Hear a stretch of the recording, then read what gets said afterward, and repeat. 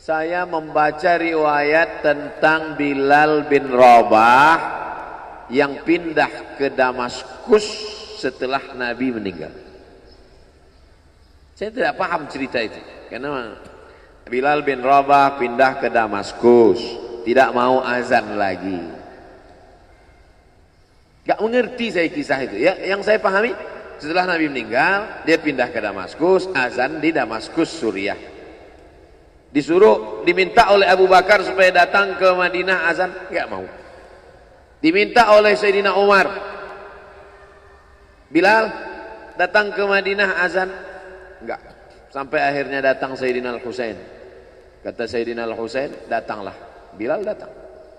Datang Bilal dari Damaskus ke kota Madinah dan dia azan. Azannya tidak selesai. Kenapa tidak selesai? Karena dia merasakan kalau dia azan bahwa nanti yang jadi imam Rasulullah. Dan ternyata perasaan itu sama bagi orang Madinah. Orang Madinah mendengar suara itu dulu lama sekali, dulu 3-5 tahun yang lalu.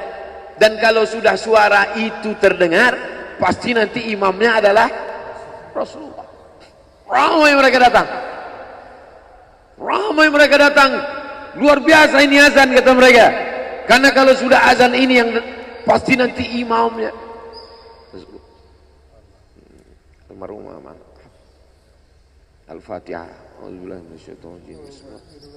Alhamdulillahirabbil alamin. Arrahmanir rahim. Maliki yaumiddin. Iyyaka na'budu wa iyyaka nasta'in. Ihdinas siratal mustaqim. Shiratal ladzina an'amta 'alaihim ghairil maghdubi 'alaihim waladdallin. Amin. Allahumma ighfir lahu warhamhu wa'afihi wa'fu anhu wa akrim nuzulahu wa wasi' madkhalahu waghsilhu bil ma'i wal thalji wal barad wa naqqihi minal khataaya kama yunqqa ath-thawbul abyadu minad danas. وأبدله دارا خيرا من داره وأهلا خيرا من أهله وقه من فتنة القبر وعذاب النار.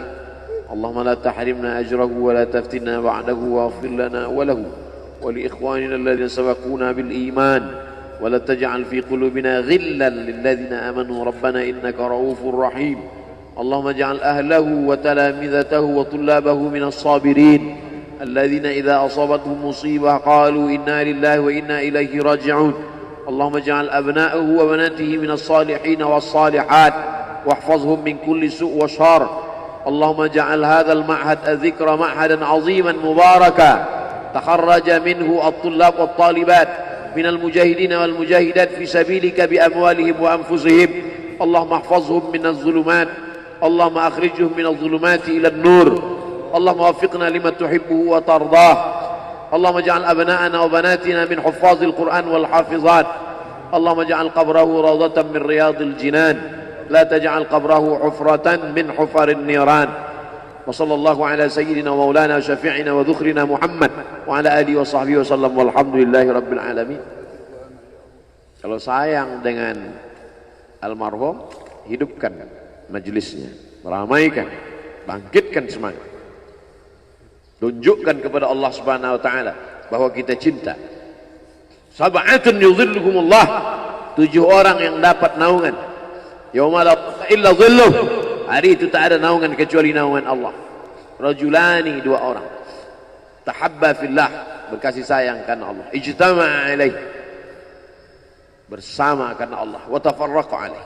Saya berharap saya dengan almarhum, saya dengan Abah Raud, saya dengan para sahabat termasuk yang mendapatkan naungan ini.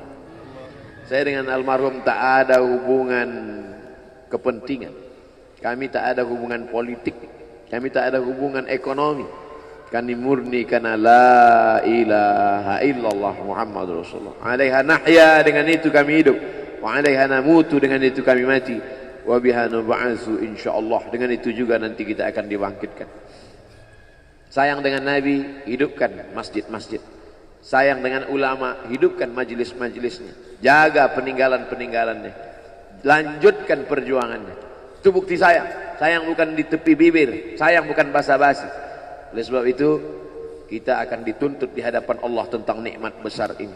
Mudah-mudahan kita lulus ujian dunia, ujian akhirat. Amin ya rabbal alamin. Terima kasih segala perhatian. Mohon maaf segala kesilapan dan kekhilafan. Jangan lupa salat sunat isyraq 2 rakaat. Terima kasih. Wassalamualaikum warahmatullahi wabarakatuh.